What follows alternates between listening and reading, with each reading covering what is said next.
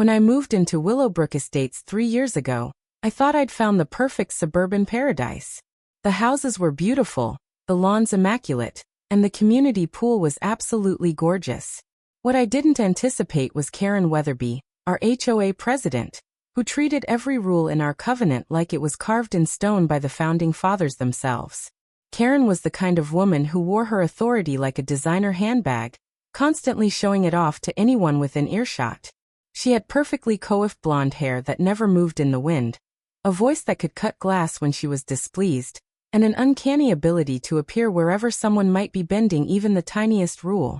As a retired real estate attorney with what she claimed were connections throughout the county, she made it her personal mission to ensure every resident lived exactly according to her interpretation of community standards.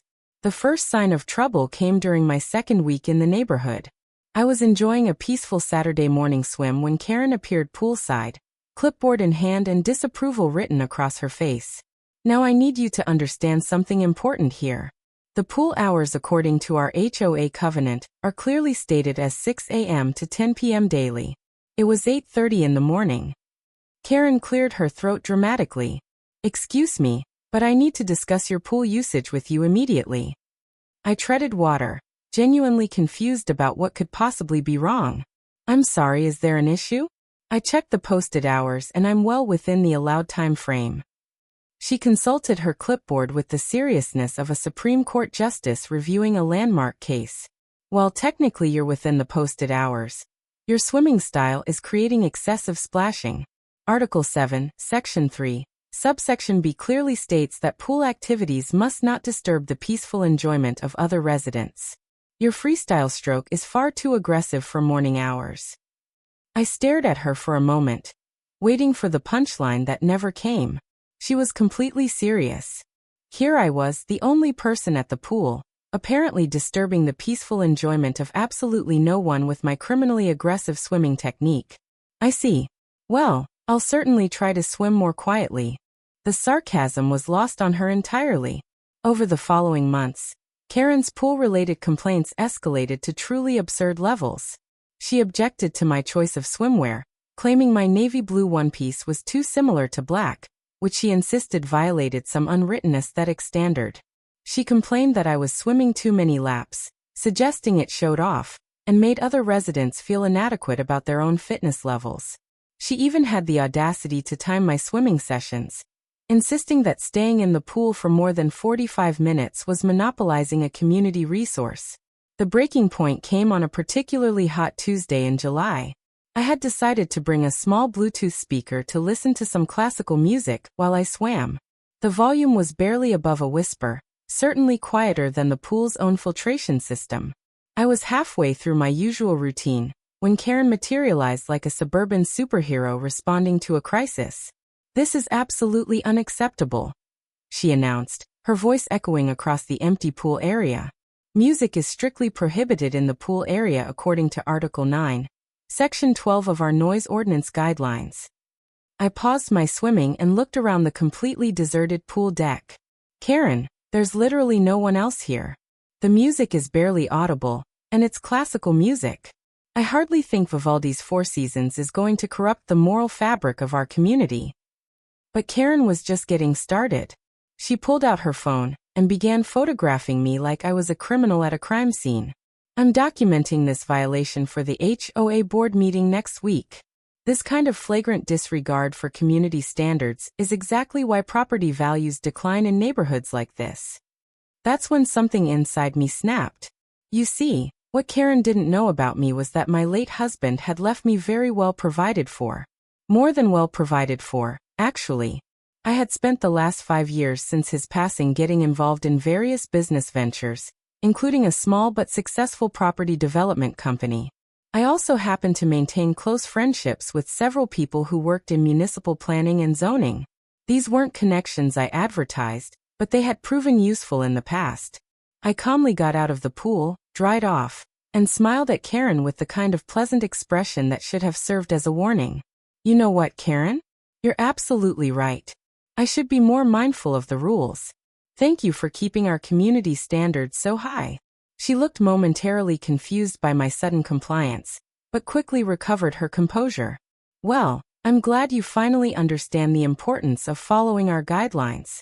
Perhaps now you can be a better example for other residents. That evening, I made a series of phone calls. The first was to my property development company's research team.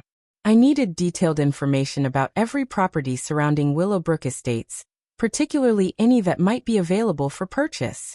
The second call was to my friend Michelle at the County Planning Department.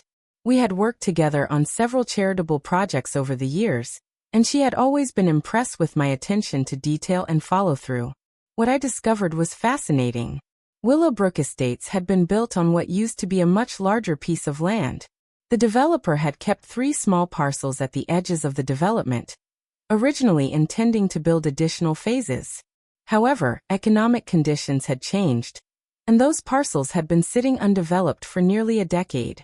More importantly, these parcels controlled access to several easements that the HOA relied on for utilities and maintenance access. The third phone call was to my attorney James, who specialized in property law and had handled several complex zoning issues for my development company. I explained what I had in mind, and after a long pause he started laughing. This is either brilliant or completely insane. Possibly both. Let me look into the legal requirements and get back to you. Over the next 2 weeks, while Karen continued her campaign of pool harassment, I quietly put my plan into motion. I had my research team conduct a comprehensive survey of every HOA rule violation in our neighborhood. What they found was remarkable. Karen's own property had several violations that she had apparently overlooked in her zeal to police everyone else's behavior. Her garden shed exceeded the maximum allowed square footage by nearly 30%. Her decorative fence violated the height restrictions in 3 different sections. Most interestingly, her beloved rose garden extended nearly 2 feet beyond her property line into what was technically community common area. According to the very rules she loved to quote, any unauthorized use of common area was subject to immediate removal, and fines of up to $500 per day. But I wasn't interested in petty revenge. I was planning something much more elegant. The breakthrough came when James called me back with news that was almost too good to be true. The 3 undeveloped parcels I had identified were indeed for sale, and because they had been on the market for so long, the asking price was remarkably reasonable. More importantly, purchasing these parcels would give me control over the utility easements that served our entire neighborhood, including the pool area. The next part of my plan required careful timing. I needed to make sure my property purchases went through quietly, without attracting attention from Karen or the rest of the HOA board. Fortunately, my development company had experience with discrete transactions, and we were able to structure the purchases through a subsidiary company that wouldn't immediately be traced back to me. While the legal paperwork was being processed, Karen's harassment continued to escalate. She began showing up at the pool whenever I was there, timing my sessions with a stopwatch and taking detailed notes about my activities. She complained to other residents about my supposed rule violations, trying to build support for what she called a comprehensive review of pool usage policies. The final straw came during a particularly hot weekend in August. I had invited my college roommate Sarah to visit, and we decided to enjoy a relaxing afternoon by the pool. Sarah, who lived in New York City and rarely had access to such amenities, was thrilled to have a chance to swim and sunbathe in peace. We had been at the pool for perhaps 20 minutes when Karen arrived with what appeared to be an official HOA inspection checklist. She immediately approached our lounge chairs with the self-importance of a federal inspector conducting a raid. "Excuse me, but I need to verify that your guest has properly registered with the HOA office. All visitors must complete Form 27B and receive a temporary access badge before using community amenities." Sarah looked at me with raised eyebrows, clearly wondering if this was some kind of elaborate joke. I checked the official HOA rules posted by the pool entrance. Nowhere did it mention any requirement for guest registration or temporary access badges. "Karen, I've reviewed the posted pool rules, and there's no mention of guest registration requirements." She huffed dramatically and consulted her clipboard again. "Well, it's an administrative policy that was implemented last month. I'm surprised you weren't aware of it."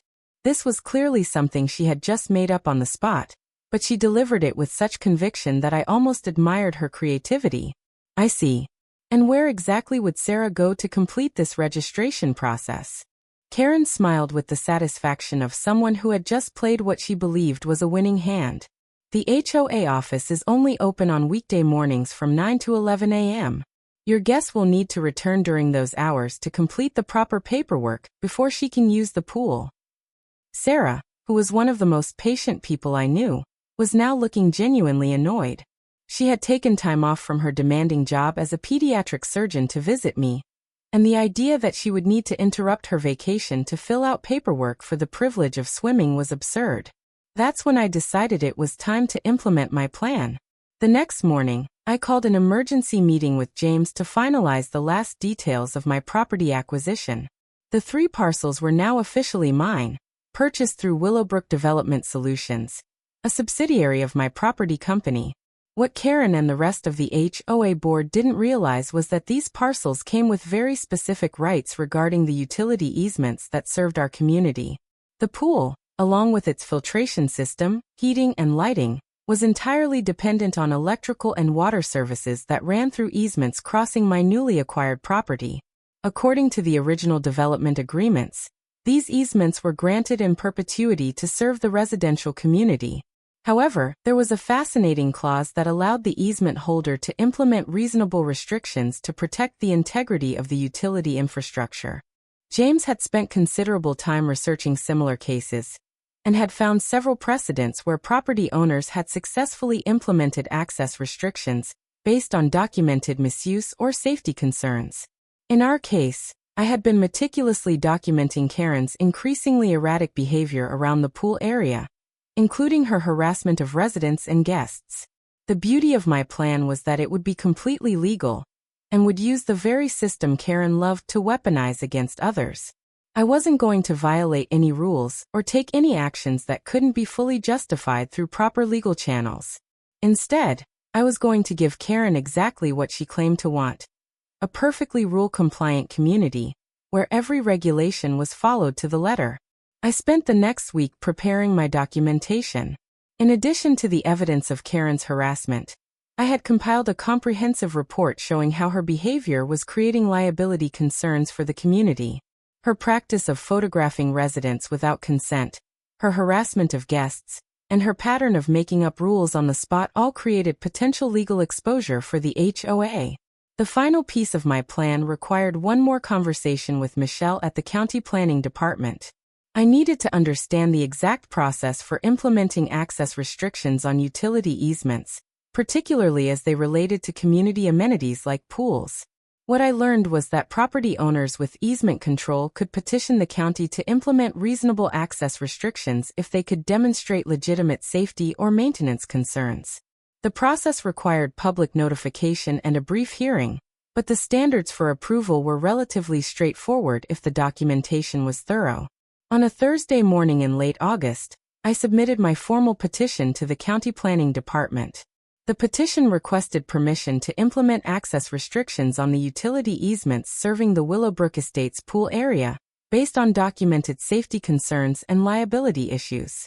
I included detailed evidence of harassment incidents, photographs of Karen's intimidating behavior toward residents and guests, and a comprehensive analysis of how her actions were creating legal exposure for the community. The public notification requirements meant that the HOA board would be formally notified of my petition within 5 business days.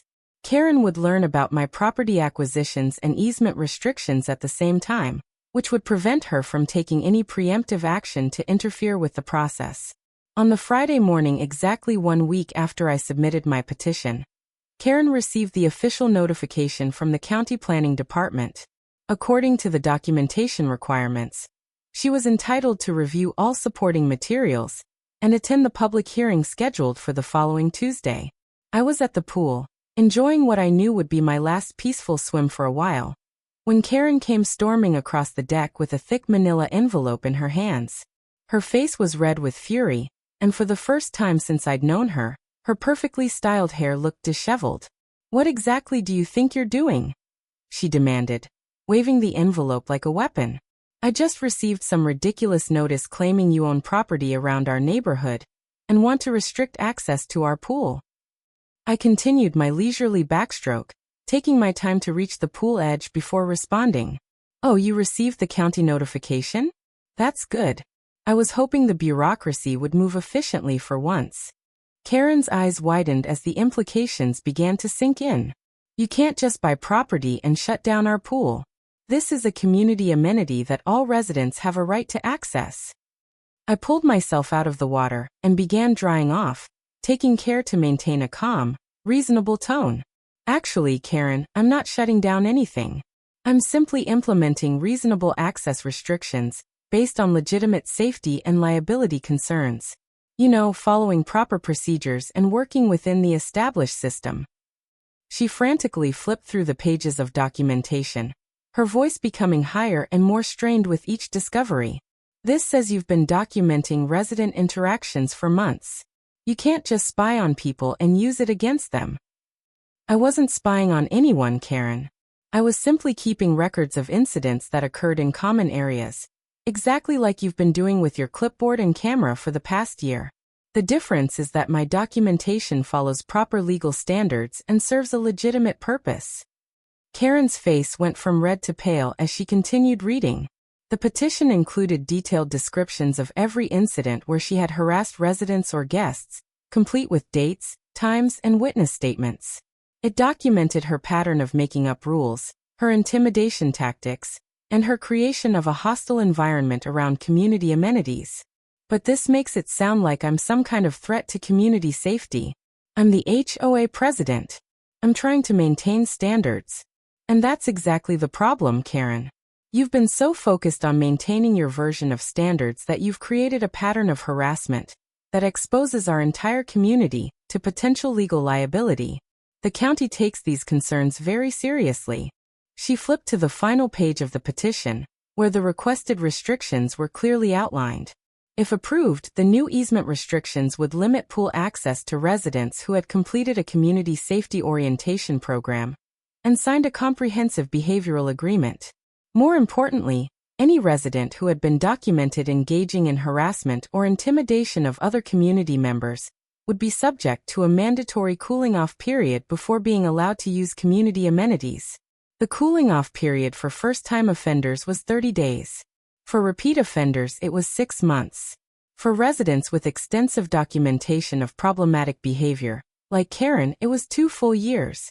Karen stared at the papers in stunned silence, her mouth opening and closing like a fish out of water. She finally understood that every complaint she had made, every rule she had invented, every incident where she had harassed residents or guests, had been carefully documented, and was now being used to build a legal case for restricting her own access to the very amenities she had appointed herself to police. "You can't do this to me," she whispered, her voice barely audible. "I'm the HOA president. I live here. This is my community."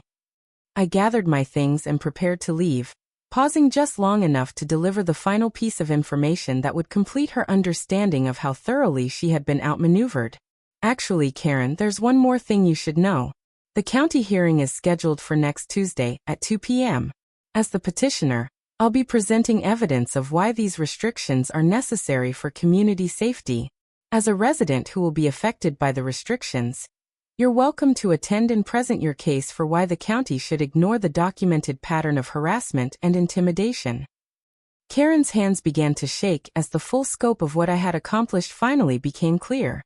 She had spent months documenting what she believed were violations of community standards, never realizing that someone else was documenting her own violations of basic human decency. She had used her position of authority to harass and intimidate residents, never considering that this very behavior could be used as evidence against her. Most devastatingly, she had created the very paper trail that would now be used to exclude her from the community spaces she had claimed to protect. "But how did you? When did you?" she stammered, unable to complete a coherent thought as the magnitude of her situation sank in. I smiled with the same pleasant expression I had used months earlier when she first photographed me for playing classical music at the pool. "You know, Karen, you were absolutely right about one thing. Community standards are incredibly important. Thank you for teaching me just how important it is to document everything properly. and follow all the correct procedures. Karen stood frozen on the pool deck, clutching the county notification papers, her face a mask of shock and dawning comprehension as she realized that her own obsession with rules and documentation had been turned into the very weapon that would strip her of access to the community amenities she had spent so long policing.